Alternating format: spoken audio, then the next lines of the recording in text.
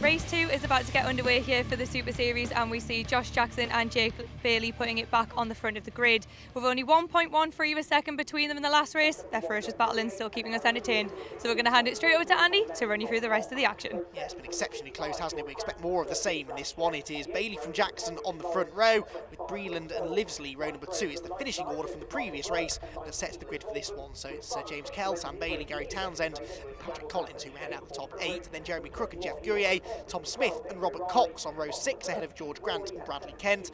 Then Richard Norris, Will Stowell on row 8, row 9 for Joseph Marshall Burks and Liz Walton, with Simon Fleet, David O'Reilly, Jude Worley and Russ Lyndsay rounding out the field. The red lights then go on. The penultimate race of the Super Series season is underway, and it's another good start from pole position there from Jake Bailey. Josh Jackson trying to go with him though. Who's surprised? Not me. They're wheel to wheel towards Redgate Corner, not for the first time this weekend, and they're starting as they left off in the previous race, absolutely together. There's the 77 machine of Jeremy Crook working his way through. There's a car in the gravel there from towards the front of the field. Who was that that's slipping down the order? Possibly Alec Livesley, I think, because he should have been up there in the top 5, and he's not anymore. It's Bailey from Jackson from a side-by-side battle for third between Richard Breland, the black car on the inside, and the yellow and black of Gary Townsend on the outside. Well, Gary got into the corner in front, then runs out onto the grass, and unfortunately starts to slip down the order. Through Starkey's to go Patrick Collins there on the grass as well. That was a dicey moment. Oh no, he's lost it, and bang into the wall. Patrick Collins, a big hit. That's done a lot of damage to the 999 car as well. That was not nice to see. What's good to see is he's moving around in the car, but that was a big old hit. He just appeared to get a wheel on the grass going through Starkey's, spun across to the left-hand side of the road, and the head-on impact with the concrete barrier was beckoning, unfortunately.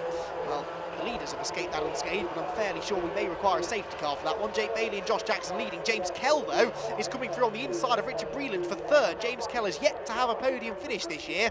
He got his best finish of 4th last time out at Rockingham, and he's just moved into 3rd ahead of Sam Bailey 4th.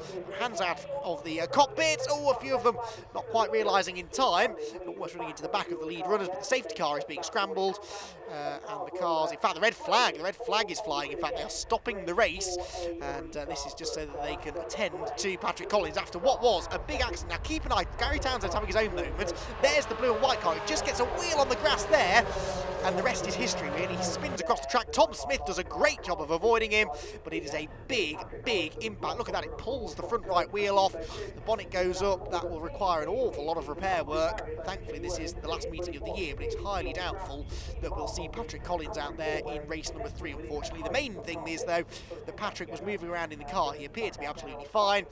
He will not, though, be part of the restart. The restart is about to get underway then from the original grid order minus Patrick Collins. The lights go out. Bailey made a good start last time around. He's made another good getaway this time. Jeremy Crook is on the grass further back. James Kell, though, is going backwards. There's contact with Kell, and Townsend was involved in that too. James Kell, who had a great start on the initial getaway, will be absolutely gutted that he's gone backwards now. There's the green number 33 car. He and Gary Townsend plummeting down the order, and Townsend's tangled up with Gurrier now as well. So Jeff Gurrier there in the Paul Sheard racing car ends up being shoveled off the road. I don't think any of that was intentional. There was just too many cars trying to occupy the same piece of road going through Redgate Corner. It was never going to work. At the head of the field, though, it's Bailey from Jackson from Breland, as it was in race 1, with Sam Bailey 4th, Alec Livesley there in 5th, running a bit wide. Jeremy Crook is 6th, despite being on the grass down towards turn 1. And James Kell, actually, still in 6th position, so didn't lose quite as many places as it first seemed, with Tom Smith next in line, and then the 2 Clapham North cars. But Josh Jackson goes for the race lead immediately, the first opportunity that he's had, and he's up the inside of Jake Bailey. Can he complete the manoeuvre at Coppice Corner? And if he does, who else is going to come through with him? Bailey very late on the brakes, too late on the brakes, he's off! Jake Bailey off onto the gravel trap, what a shame! He was so determined to get into the corner in front of his big rival, and unfortunately it's very easy to do there. It's a blind corner, the car goes light over the crest, and it is so easy, even not under pressure, to just outbrake yourself and go straight on. Well, that hands over the race lead now to Josh Jackson, and Richard Breland gets sideways as well. He was trying to hold on to 3rd place there, ends up handing it away to Sam Bailey, and James Kell and potentially Tom Smith are going to come through as well. So a dramatic opening lap to the restart here. Jackson leads the way, Livesley 2nd, Sam Bailey 3rd, James Kell is 4th, Tom Smith is into the top 5 now, and then side by side for 6th with Jeremy Crook on the inside and Richard Breland on the outside line. 3 Redgate. Back down the hill, Crook has the inside and should be able to hang on, I think. And I think it's Bradley Kent next in line, isn't it? Younger brother of TCR racer Lewis. Bradley making his first forays into circuit racing. In fact, no, it's George Grant, excuse me, getting my Clapham North cars mixed up. From the front, you can tell the difference. The car with the orange flashes at the front, you saw in the background there, that's Bradley Kent. The traditional Clapham North livery machine of George Grant is the one that's a bit higher up in this race at the moment. Towards once again. Richard Breland, who was very nearly a race winner in the previous race, came within a quarter of a second of a victory, and yet was still only third. That's how close it was at the end of the previous race. The top two covered by just over a tenth of a second, as Lyndsay was saying. Richard Breland, oh dear, well he gains one place because that's Sam Bailey off now, so 2 successive laps. Both of the Baileys have had an off at Coppice Corner. That one didn't affect Sam Bailey's momentum quite as much. He's lost a lot of places, but he hasn't lost quite as much time as his son Jake did earlier on, but still not a good corner for the Bailey clan in this race. Jeremy Crook there trying to go around the outside of Tom Smith, gets all out of shape over the curbs, and Richard Breland therefore seizes the opportunity. Gary Townsend is only too happy to dive through the gap as well, and Jeremy Crook could lose a few places because Bradley Kent and George Grant, who have now swapped over, so it is now Kent in front of Grant. They head into Redgate with the orange bonneted 38 car also diving up the inside, so Jeremy Crook losing 3 places there whilst he was trying to gain 1, then finds himself in the weeds coming out of Redgate as well. Luckily he's able to fight his way back online. So Jeremy Crook losing out there as a result of trying to go around the outside of Tom Smith, but the outside line at the chicane is always fraught with risk, because if you don't end up in the gravel, then perhaps even worse, you'll end up bouncing over that big sausage curve through the left-hand part of the chicane, and that just kills your speed down the pit straight. You do risk damaging your car on those curves as well. They're there to try and dissuade the drivers from corner cutting. There's no such big curve at Schwantz curve there. You can see the drivers using quite a bit of the grass on the inside through there. Tom Smith having a really good debut in the series here. Mike Comber prepared car, which that I believe is the ex-Mike Comber car as well. Mike Comber, former MX-5 Super Cup Championship contender a few years ago. I believe is the car that he raced in that championship, and he's just lost the position as Tom Smith there to the recovering Richard Breland. Recovering after his moment down here at the end of the opening lap, and now Gary Townsend's up the inside, and this could open the floodgates for Tom Smith here, because Bradley Kent is there too. He goes through, and Jeremy Crook says, yeah, that happened to me a lap ago. He will try and find a way past Tom Smith, who's not exactly keen to let him go. They make a bit of contact, I think, there, and that possibly allows George Grant through as well. At the head of the field, by the way, this is for second place. Alec Livesley and James Kell, second and third. They're not a million miles behind Josh Jackson either. Jackson not really escaping quite as rapidly as I maybe expected him to here, but if these two start really fighting for second place, then he will start to pull away. Livesley hanging on to this second now, but James Kell already on for his best result ever. He's never been on the podium in a Mark III MX-5 race. This is his best chance by far to achieve that. And you can see that he could go one better. He could get second place away here from Alec Livesley. Through Swans they go again. Green car on the attack here. James Kell couldn't do it. Couldn't get into second position maybe. Alec Livesley, mind you, I don't think he's had a podium either, so they're both looking for season best and indeed career best results. This, of course, is the point of the Super Series, isn't it? We'll get back to that point in a moment, because Alec Livesley, I think, has just handed this second place away, hasn't he? Because he runs wide through Coppice there, missed the apex altogether. James Kell gets on the inside now, and I think he's going to go through into P2. So James Kell gets himself through, and immediately, I think, waves at Alex Livesley, saying, hey, if we work together, we could catch the race leader. There's definitely some truth to that. 2 cars working together, in theory, should be quicker than 1 on its own. That's the theory anyway, but they've got to work together first. Is Livesley going to work with him, or is he going to try and fight back again in towards Redgate Corner? On the brakes they go. There's a gap up the inside, and tellingly, Alec Livesley does not go for it. So James Kell hanging on to this second place. We'll watch the lap times now, see whether or not he can chase down Josh Jackson. But James Kell with some really good speed this weekend.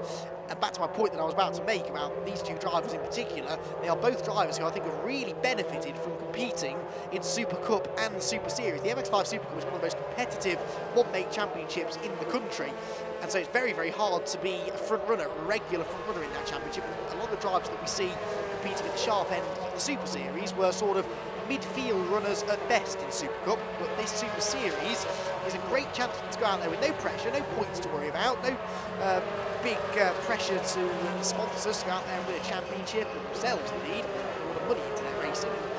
racing the championship, you expect to be rewarded with a good championship position. With the Super Series, it's just for fun, it's just about the trophies, and it's about experience and seat time, learning your racecraft and learning how the car works. And they are things that these two drivers have really done as the years gone on. They've come on leaps and bounds, and I look forward to seeing what they do in the future. If they're back in Super Cup again next year, I would hazard a guess they'll be a lot more competitive than they were at the start of this season. Likewise, Bradley Kent, another driver who's really improved as the year's gone on. He's done a dual campaign across Super Cup and Super Series, and he's challenging Gary Townsend now as they go towards Redgate Corner. He's on the outside line. Bradley Kent, I would hazard a guess, is also on for one of his best results of the season so far. Through Redgate, outside line on the way in there for the Clapham North car. Can he cut back to the inside? No.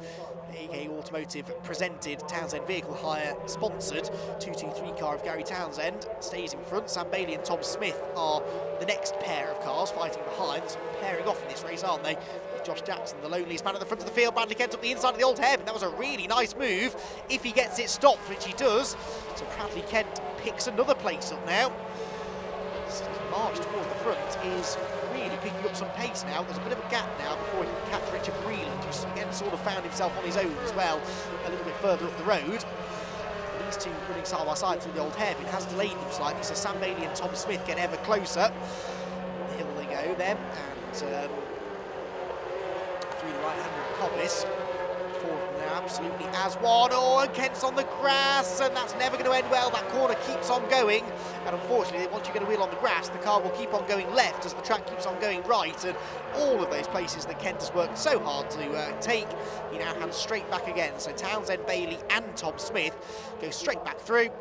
But it means we have the prospect of some more overtaking from Bradley Kent, and the youngster is always exciting to watch, so let's see what he can do about getting back past those three cars that have just gone ahead of him. Oh, Sam Bailey jinks out from behind Gary Townsend, got a bit too close, I think got a bit too much of a run down the pit straight, and almost lost control of the car as he went to the inside, but he is going through, and Tom Smith is going to follow him, as is so often the case here at Donington Park. If you get on the outside line, it's very easy to get freight trained, and indeed Bradley Kent goes through as well, so Kent, having just lost 3 positions, now sees Gary Townsend doing the same thing. The next car in line, by the way, look there in the background, the dark blue car, that is Jake Bailey. So Jake Bailey working his way up the order nicely. Bradley Kent, meanwhile, he rehearsed that move a lap ago against Gary Townsend, and now he pulls the same one on Tom Smith. Townsend trying to take advantage of the loss of momentum from the Comber Racing car. Will pull alongside, but can't go through. Jake Bailey, though, might do. He's gone past Townsend, and he's going to go past Tom Smith, I think, through McLean's as he made it stick. No, not quite. So actually, Tom Smith hanging on there. Jake Bailey up another place. You can see the dirt on his tyres from his off that he had at this corner on the opening lap of the race whilst debating the race lead with Josh Jackson. Now, Jake Bailey has had 17 podium finishes this year. We've already established that he can't beat Josh Jackson's win record this season, even if he were to win all 3 races this weekend. So he now dives up the inside of Tom Smith. He does make that move stick. But if he finishes off the podium in this race and Josh Jackson finishes on it, they will be tied on 17 podium finishes. So again, goes to illustrate just how closely matched they are. It'll be an all-out fight then in race number 3 to see if one of them gets on the podium and the other one doesn't. Then we will have a clear winner in the podium rankings as well as the race win rankings. And there is James Kell working his way through the old hairpin, but Alec Livesley behind him, we've just been notified, has been given a 5-second penalty for exceeding the track limits. So Alec Livesley, who's running running third on the road, is going to find himself slipping potentially down the order, although they are a decent way ahead of Richard Breland. I think Breland would probably benefit from it, but I'm not sure that anyone else would. So Alec Livesley needs to be careful with track limits, so too does James Kell, who runs a bit wide there out of McLean's. Livesley, he's dropped back a bit now from Kell as well, maybe realising that he can't really afford to be taking too many risks here, taking too many liberties with the track limits. At the moment, I think that 5-second penalty would only cost him 1 position. If he wanted to make any big ball mistakes or maybe exceed the track limits again and get an even bigger penalty, then he should be okay to still finish in 4th, but it's a shame because it could cost him his first ever podium. There's Sam Bailey, he's got his son Jake now chasing him down, then Bradley Kent, then Tom Smith, and who's that behind Tom Smith? It's Gary Townsend, isn't it, with Jeremy Crook next in line. Into the brakes at the Robert Chicane. And this group of cars that's provided us with lots of good racing all race long, continuing to do so now as we get into the middle portion of this middle race of the weekend, the penultimate race of the season for the BRSCC Mazda MX-5 Super Series. Jeremy Crook now pulls alongside Townsend, who in turn is looking to the inside of Tom Smith. Very impressed with Tom Smith this weekend. As I said, his debut in the car, certainly in a BRSCC sanctioned race meeting. So Tom Smith running with the number 58, the iconic Mike Comber racing number, iconic in Mazda MX-5 racing circles anyway. And it's an iconic livery as well. We see Mike racing these days in the Mark 1 Championship, going back to his roots almost. Still running cars. One day it'd be nice to see Mike back maybe in the MX-5 Super Cup. Or even maybe a guest appearance in the Super Series. How about that? The car is clearly still competitive. Tom Smith proving that, even though he's relatively inexperienced in it. Up the hill, Townsend and Crook not far behind, as has been the case through most of the race actually. Townsend's been part of this battle. Jude Worley there going a lap down as she continues just to get some miles under her belt. The driver out there though, the lady racer out on the track as well. The youngster is just trying to get herself a little bit more acclimatised to this rough and ready one-make racing business. She has raced before in that car, but I don't think she's ever raced in a one-make Mazda Championship or Series. This is a bit of a voyage into the unknown. There is Townsend. He was having a go at getting past Tom Smith there into the chicane, but in the end it backfires because Jeremy Crook gets the run on him down the pit straight. And ahead of the field, by the way, look at the way that James Kell is starting to close in now on Josh Jackson. He's nearly within 1 second of the race leader. Now, if he can get within that 1 second bracket, and he's going the right way about it, he'll start to pick up a little bit of a tow, a little bit of a slipstream. And around here, that is absolutely huge. Once you get within 1 second of the car in front, then often within the next lap, you will be right on their tail because the slipstream does most of the work for you. So James Kell, driving his socks off in this race, is really, really looking quick. Meanwhile, he's under less and less pressure from Alec Lyndsay behind because he's pulling away from Alec on the road, and Alec has now been handed a 10-second track limits penalty. So he didn't heed the first warning. He's been now pinged for exceeding the track limits again. That will drop him 10 seconds further down the road, which means that he probably will now start to lose a few more positions. He was already going to lose one, but he might now start to lose a few more. Right, through the chicane, you can see that Kelly's now almost with Jackson. This is what I meant. As soon as you get a whiff of that slipstream, it sucks you right onto the rear bumper of the car in front, and we could well have a battle for the lead on our hands here into the final third of this second race of the weekend. And Josh Jackson has company, not from Jake Bailey, as has been the case most of the season, not even from Richard Breland, who was attacking them towards the end of race number 1. It's James Kell making a really, really good run here at a potential first ever victory. He's already on for the first podium. Oh, hang on, what happened there? Kell suddenly slowed as he came through Hollywood. Now that looked for all the world like that was a missed gear, and that is such a shame because he was just getting close enough to start thinking about attacking Josh Jackson, and the car suddenly slowed, and the way it twitched around, I think he was in the wrong gear. So oh, what a shame for James, maybe showing his inexperience there, I guess.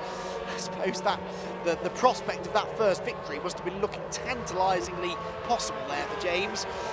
Maybe the pressure got to him, but there's still time left in this race, and he clearly has good speed. The Fortuna livery number 33 car is very pacey, and I think that James Kell is a real star of the future if he can keep this sort of pace up into 2019.